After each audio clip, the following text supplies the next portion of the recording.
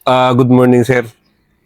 I'm Master Sergeant Ramil Binuya, H0484 Infantry Philippine Army, currently assigned at 105th Infantry Saipula Battalion, 6th Infantry Kabilang Division, designated as Sergeant Major of this unit, uh, based in Sitio Tampuan, Barangay Kamanga, Maasim, Sarangani Province. Welcome, welcome sa aming batalyon. Tingnan nyo yung kapaligiran, ito yung bulubundukin ng ano. Kaya ng maasim, yung dagat. Yan, ito yung mga ano, malapit lang ano, malaam, mura na yung mga isda dito. Napakalayo sa pinanggalingan mo. To be continued regarding dun sa experience ko during ano, sa Port Ivy naman. Doon sa ano, encounter namin sa ano, sa Sitio Tugal. Ay, hindi pala Tugal sa ano. Doon sa Pikit. Nung nawundid ako. First na ano doon, briefing. Kami yung scout platoon ng Port Ivy. Siyempre, bagong graduate kami. Baga, iba kasi yung pakiramdam ng ano, yung bagong graduate ka ng Ranger. Ano talaga, yung young blood talaga yung dating. Which is bata pa rin kami sa service at that time. Pero yung karanasan ko during nung encounter, ito nung briefing, clearing kasi yon clearing. Then, no man's land na yung no man's land na yung area. Nung, siyempre, kami yung mga junior, pagdating namin sa area, ito pala yung nagiging lesson learned ko na bakit tinamaan yung kamay ko. Kasi malikot siguro. Which is, iano ko to sa mga sa mga bagong sundalo. Na sana yung sinasabi ng mga matanda ng mga veterans talaga ng mga sundalo na yung mga gamit ng mga civilian na dapat wag nating galawin. Yung like mga manok, yun, mga manok. Nagiging lesson ko to na na encounter kasi the time normal kasi i-clearin natin yung bahay-bahay. Then pagdating ng mga alas 4 ng hapon, SOP, harboring the time. Siyempre ako yung junior. Alas 10 ng gabi, hindi ko lubos akalain na bigla akong kinabahan. Hindi ko alam kung bakit ako kinabahan, pero may info na may mag-aabang na sa amin na na kalaban the time. Pero sa isip ko, ito yung pinaka-excitement kasi ito yung time na ipapakita ko sa mga senior ko na mga ranger na ipapakita ko yung galing ko. Yun ay iniisip ko. Ito, gustong-gusto ko to kasi may info na ganito. Yun, gising kami ng alas 3 pa yon. Pero yung kaba ko nung alas 10, nandun pa rin. Yun, nagtaka ako, bakit kinabahan ako, pero excited ako na kahit alam namin na may nag-aabang na sa amin. Pero hindi specific yung area na kung saan sila nag-position. Yun, after noon, nag-move kami alas alas 5. Yun, pag namin, kami yung ako yung second team, pero parang tinutulak pa rin ako na magiging first team. Kasi ayaw kong kasing yung mahuli. Gusto ko palaging leading, ganyan. Nag-overtake ako sa isang team. Then, open terrain. Hindi pa pala open terrain yun. May nakahilirang mga malalaking puno ng mangga. Which is, pagdating namin doon, may mga indication na parang nag-harboring sila doon. That time, kasi siguro kung nag-move pala kami ng hapon pala sila, nung yung indication na yun, hapon pa lang sila, doon na sila nag-position. Kasi kung nagpatuloy kami ng lakad noon, siguro yun, kumbaga, ambush. Yun yung ambush position nila. Pero hindi man natuloy kasi nag-harboring man din kami doon sa mga kabaybayan. Kaya, siguro, kinagabihan siguro, umalis sila doon. Then, nakita namin yung tracking, siyempre, always alert na talaga kami doon. Naramdaman na namin yun na may kalaban na talaga. Pero doon pa rin sa isip ko, okay to. Mas maganda to kaysa yun nga, ang inisip ko para masubukan talaga yung skills. Which is kasi yung dati kong grupo na Scout Platoon, hindi pa kami nagsama na ganun ka lala na encounter. Is kasi yung mga idol ko noon, si Ranger Rocoberte, si Ranger Factor, yan, si late Villagracia, yung ninong ko yung sa kasal. Yan, yung mga idol ko na mga warrior noon. Yan yun pa yung mga ibang mga senior ko na mga warrior. Actually, yung scout namin, alos mga warrior yan. Pero yung idol ko, siyempre yung Ranger, si Ranger Rocoberte. Yun talaga yung mga ko noon. After noon, nag-move kami. Yung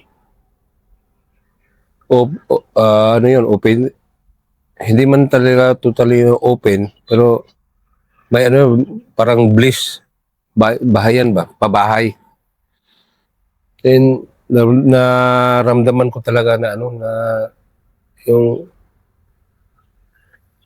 yung nandun pa rin yung kaba ko. Kami ni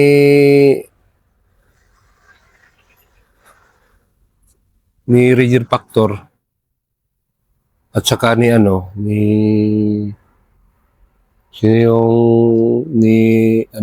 Staff Sergeant Villagracia the time. Kami nag-advance talaga kami. Si Ranger Rivera pala. Yan. Yung mga senior ko, yung mga idol ko. Then after noon, nag-advance kami. Nag-hold kami sa pinakadulo ng bahay. Nag-hold ako doon. Then si Ranger Rivera, nag-advance konti. Nag-advance siya. Siyempre, normal SOP talaga yan. Kung sino yung mag-advance talaga. Ngayon, nandun na pala yung kalaban na nag-aabang. Yung ground commander pala namin, yung idol ko rin si Lieutenant Salcedo. Ngayon, Colonel Salcedo na. Then, yung mga PL, yung former commander ko dito sa Manupip, si Sir Ganya. Yan. Yan yung mga PL noon. Then, after noon, nag-advance si Ranger Rivera. Binagbagan siya. Buti na lang si Sergeant Rivera. Mabilis yung action niya. Nakatalon. Yun na, bagbagan kagad. Doon ko rin na grabe yung RPG ng kalaban. Sabay-sabay sir yung Nag-apat, yung ano. Ganun kadami.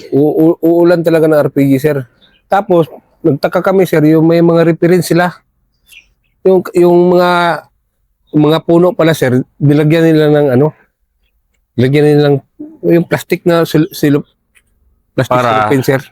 Para may Reference. alam nila yung lane nung ano. Reference, sir. Galing Yes, sir. Magaling, sir. Yun, doon ko na-analyze, sir. Grabing bagbaga namin, sir. Siyempre kami yung ni Litmanoy naka, sir. Kami yung naka-advance position. Kami ito yung frontline, sir. The time. Buti yung platoon leader ko, sir, si Litmanoy. Grabe rin katapang, sir. Yung si Litmanoy, sir. Actually, sir, ninong ko yun sa kasal. Kwento mo nga muna first, yung mga kwento ng mga idol mo para at least Yes, sir. yung mga susunod sa'yo sa 4ID, alam nila kung sino yung mga matitibay talaga na dumaan ng 40 ID. Yun si sir, si Ranger Rocaber talaga, sir. Matapang talaga yun, sir. Si Ranger Factor, namatay na, pero yun mga actually, sir, yung mga idol, Ranger Rivera. Yan si sir, si Letman, yung platoon sergeant namin. Kaya nga namatay, sir, sa sobrang tapang. Mm. Nung time na encounter namin, sir, bagbagan, sir. Kahit yung EPC nga, sir, nasira yung niya, sir.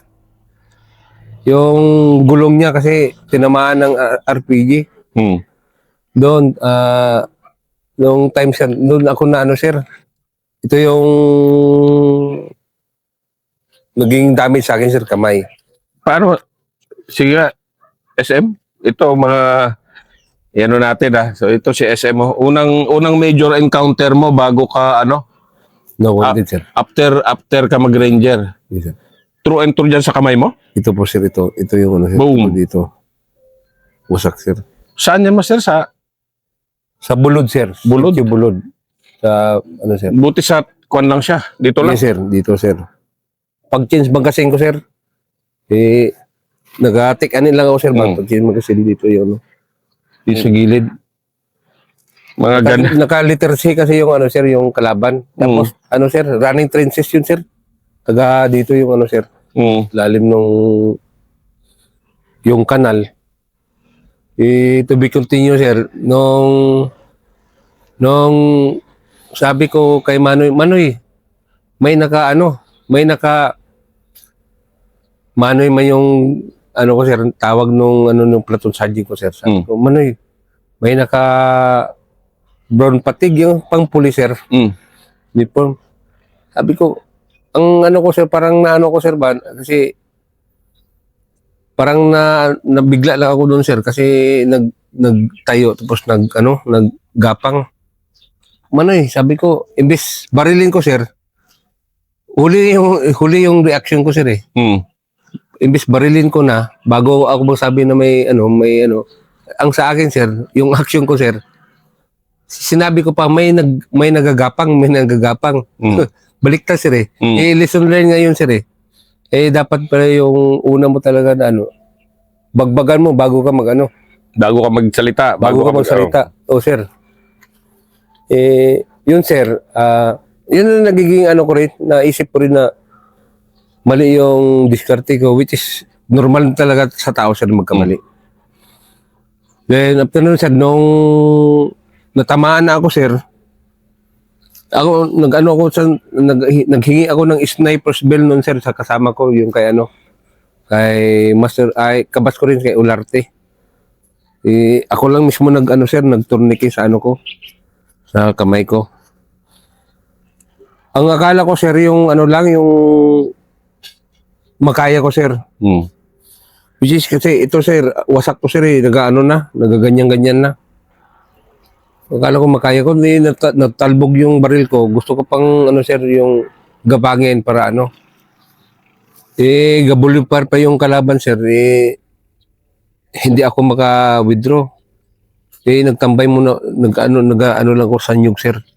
Sabi ko, Manoy, parang, kasi matagal-tagal, parang ano, sir, mga 1 hour na yata yung ano. Mm. Tapos grabe yung ano, sir. Kasi yung ugat natin dito, sir, putol lahat, sir. Mm. Malakas pala yung ano, sir, yung ano ng dugo. Sabi ko ka sa ano, sir, kay Master Villagracia, sabi ko, Manoy, magka-verify ka kasi parang hindi ko na kaya kasi parang nahihilo na ako. Sabi ko, noon, sir, nung nagka-verify, ay hindi na ako nag-ano, sir. Pag volume fire, sir, volume fire rin talaga yung kalaban, sir. Mm. Ganun din katindi yung ano, sir, yung kalaban at saka marami rin talaga sila, sir. Kami yung advancer, kami yung naka-frontline, yung tropa namin dito, sir, hindi maka-back up kasi nasa likod, sir. Siyempre, yung bala, mahirap din mano kami, sir.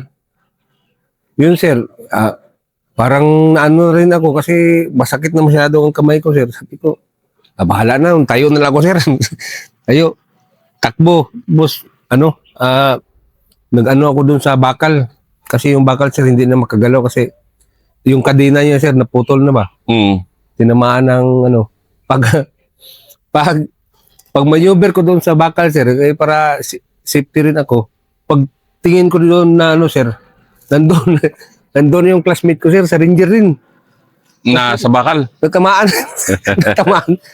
Hindi ko alam, sir. Doon man siya nag-position, sir. Sa likod mo sila, doon siya nag-position, sir. Ngayon, kaya ang bakal, sir, RPG rin. Mm. Tinamaan siya, sir. Tinamaan siya dito at saka sa ano, sir, dito sa kilikili. Pagtingin ko, uy, puta si Ranger Celestial, sir. Ayun, parang maya-maya, sir, si Ranger na Bayran naman, sir. Dito sa ano niya, M23. Tatlo talaga kami noon, sir, na tamaan mag-classmate. Sabi ko, siguro, ito na talaga yung siguro, parang tinadhana, sir, ba? Kasi, bakit tatlo talaga kami na mag-classmate na, na tamaan? Yun pala yung, sir, yung time nung gabi na yun.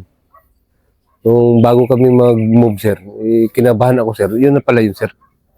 Yun na pala yung indication na, sir, na mangyayari. Kaya, sir, ngayon, sir, yun ang nagiging lesson learned ko talaga, sir. Which is na, pag may mga ganun, sir, yung tropa, sir, magtanong ako, sir, kung kinabahan kayo. Mm. Sa ngayon, sir, pero wag mo na, sir, Tuloy mo lang, sir. tuloy mo lang. Oh. Sa ngayon, sir, na senior na rin ako, sir. Ako, sir, lalong-lalo na yung mga malaking operation, sir. Ayaw ko talaga, sir, yung sir, na ipasama yung kinabahan. Kasi lesson learned ko na yun, sir. Talagang kuwan mo yon. Yes, sir. Ayaw ko na yan. Ayaw ko talaga yun, sir. Kahit dito sa sir, sa Porta IB, sir, pag magsabi ako na sinong kinabahan dyan, huwag na kayo magsama. Sino may alibay, kumbaga, sir, hindi ko talaga ipasama yan, sir. Well, lalo na yung, sir, lalo na yung malaking, sir, project. Mm. Mamili talaga ako, sir. Tanungin ko kung sincero ba sila sir, magsama. Yan, sir. Pero yung alanganin, sir, hindi ko isama. Then after nun, sir, nung nawundid ako, sir, ito yung sir, ito rin yung pinaka-mabigat na ko, sir, kasi sir, nung that time na parang yung relationship namin ng father ko, sir, hindi pa sa totoo lang, sir, hindi na alam na nawundid ako, sir. Mm. Hindi ko sinabi, sir. Kasi nag-lose contact ako sa kanila, sir. Nag-lose contact. Hindi nila alam, sir, na nawundid ako. Nalaman nila, sir, nung Sagutin mo, bakit? natapos na yung ko, sir. Pero bakit ayaw niya magsundalo ka? Ayaw niyang sir, ayaw niyang maranasan yung naranasan niya, sir. Naranasan niya. Yes, sir. Yun yung sir. Then, after nun, sir, yung sir, kahit nung pag-ranger ko, sir, hindi rin nila alam. Nalaman nila, sir, nung nakita nila ako dun sa TV. Sir. Na-post ko na yung live nila, live footage nila, yung Lamitan Seeds. Oh, Ayan. sir, yung ano, sir. Yung kasagsagan nun, sir. Ay, yung ano, sir, yun na. 8 months ako dun sa Bonifacio, sir. Pagbalik ko, sir, pagbalik ko na naman, inassign ako ng ano, temporary time ni Sir, ano yung Sir Banyaga. Kasi yung kamay ko hindi pa masyadong ano, inassign ako sa admin clerk ng S3, which is wala akong alam sa ano, sir. Motivate ko na rin yung ano, sir, para malaman ng mga operating na hindi kailangan puro ano, hindi kailangan puro warrior na lang. Hindi, inaano natin to. Yes, sir. Kaya special request ko to na ilatad mo yung buhay mo kasi gusto ko maging inspiration ng mga kabataan, lalo Yes, na sir. yung sundalong kabataan itong mundo mo. Yung ano, sir, nung time na yun, wala akong alam sa ano regarding sa admin matter eh. Inassign ako pina-assign ako dun sa S3 as ano admin clerk. Kasi hindi ako marunong magawa, typewriter pa noon, sir. Pero hindi ako ano, sir, hindi ako wala ng ano. Hindi ako nag-negatibo, which is nagsikap rin talaga ako, sir, na ano, matuto. Kahit papaano, kahit basic lang, natutunan. Then, nung naging P1 naman ako, sir, kung baga okay na yung kamay ko, sir, doon kami sa, ano, sir, sa, nag-operate kami sa Santa Cruz, na-upon kami ng, ano, sir, 39IB. Yung S3 namin, sir, si Colonel, ano, Ganya, nag-organize na naman kami ng komando, sir. Just yung komando na yon, yung sabi ko nga, sir, yung isang idol ko rin na platoon sergeant ko, si Letbury Gracia, yun ang ano ko, yung team leader. Kami yung ano, sir, kami yung mga komando. Kami yung nag-leading sa mga naka-uniform. Diyan sa Santa Cruz, sir, matagal kami doon. Doon yung time na yun, sir, yun ang first ko na operate regarding sa CTG, sir. Which is hindi kami nahubog sa CTG, sir. Dito kami CTG, Communist Terrorist Group. Yes, sir. Sa NPA area, sir, ba? Yung SOPs, alam mo naman natin yun, kahit sa Ranger, kahit sinong kalaban natin, sir, nandun pa rin yung SOPs. Siyempre, kasi wounded rin yun si, ano, sir, si Master Villagracia, na wounded rin yun doon sa Santa Cruz. Na ano sila, na landmines. Yung dati doon pa ang 40IB, sir. Siyempre, ako naman, sir, na kahit may naranasan na rin ako mga encounter, sir, which is, ako, sir, hindi ako tao na perfecto, sir, eh. Ang sa akin, sir, magtanong. Huwag tayo magsawa na magtanong. Kasi hindi lahat na situation, alam mo. Kaya, sir, yung sabi ko kay Master Villagracia kung ano ang dapat natin gawin. Yun, sir. Siyempre, in-explain niya, ganitong nangyari sa amin noon. It is, ano, sir, ako man mag-lead. Ako mag-lead. Wag magdaan sa trail, mga ganyan. Yun ang ginawa ko, sir. At least, wala na akong kaba na, ano, sir. Kasi, alam ko na yung, ano, ang SOP na, ano ang mga technique regarding sa NPA area. Yung sa Santa Cruz. Then, after nun, sir, awa ng Diyos, nag-short hold kami. Ano, sir, normal talaga yan normal talaga sa, ano, sir, na magka-miss encounter. Dahil rin sa kulang ng collaboration, which is kulang collaboration. Sa amin, sir, kami yung leading, which is kami yung nag-leading, tapos nagbuntot yung alpha company namin. Then, hindi ko lang, ano sir, yung Bravo Company nasa likod, which is, yung terrain sir, rolling terrain, short halt kami. Then, siyempre kain. Alas 6 ng umaga yun sir eh. Which is, sabi namin tapos na kami magkain na mag-move na kami, mag-advance kami sir, kaya hindi man pwede magdikit. Ngayon, yung Bravo Company dito, nasa high ground, siyempre, normal kay may security talaga. Tama yung ginawa nila sir. Security. Ngayon, pag sabi namin na move na kami, actually sir, coordinated. Kaso hindi na rin sa ibang tropa sir. Lesson na rin pa yan sir. Lesson na rin pa yan ganyan. Dapat may ano sir, pass the word. Kailangan talaga yung pass the word. Importante talaga yung pass the word sir kasi para malaman ng tropa. Ngayon sir, yung pinakadulo, si Corporal Integri yun sir eh. Siguro nakita nila na sa baba kasi high ground sila sir eh. Kita nila naka-civilian sir. Kami yun eh. Kita nila naka-civilian, armado. Binagbagan niya sir. Binagbagan kami. Ngayon, sabi ko, imposible masyado kung... Pero tumalon kami sa creek sir, kay Creekman Kunti. Tumalon kami doon, hindi kami matamaan doon. Pero pagtayo ko, imposible masyado kung doon man ang galing sa ang bala sa position sa tropa. Sabi ko, nagsigaw ko sir na tropa. Buti na lang sir, kami na grupo sir, hindi nervyoso kasi pagputok sir, mag-respond kagad kami. Magkano talaga kami nun sir? Kumbaga, misencounter.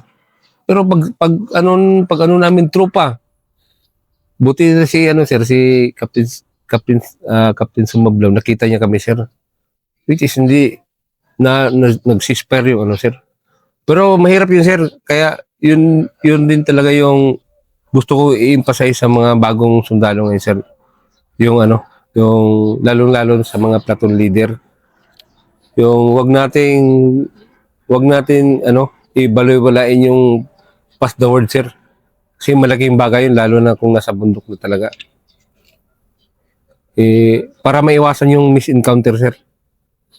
Sa awa ng Diyos, sir, wala naman kaming sir. Wala naman kaming encounter that time, sir. Pero may nahuli kami ng commander, sir, na na sa NPA. Pagbalik namin sa unit, sir,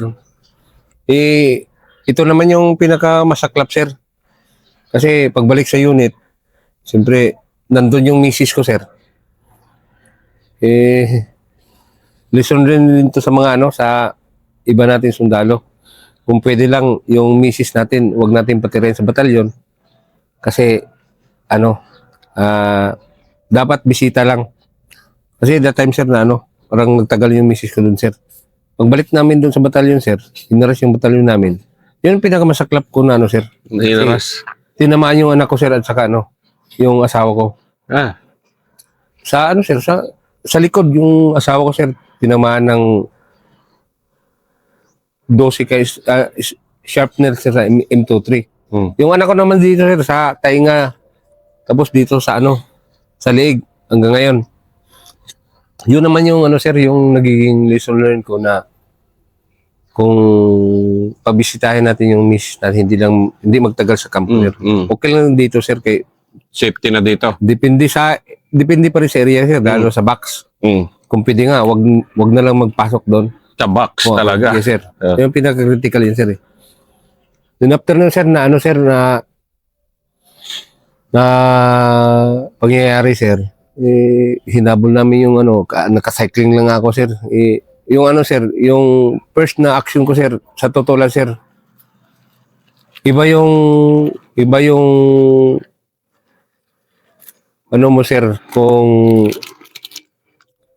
nakita mo sir na natamaan yung pamilya mo. Hindi, di ba sa atin sir, kung sundalo, dapat unahin mo baril, security. Ang nagawa ko sir, hindi sir binuhat ko yung anak ko at asawa ko sir siyempre iba ko sa sa safety area, which is na-delay na yung mo sir, yung reaction mo, galaw mo. Kaya nga sir na lesson din talaga yun sir na dapat hindi magano sa sa kampo yung pamilya. Bisita okay lang mga 3 days yan pinakamatagal. Then after nun sir, Ito, cut muna natin. Ito yung third episode mo. yun.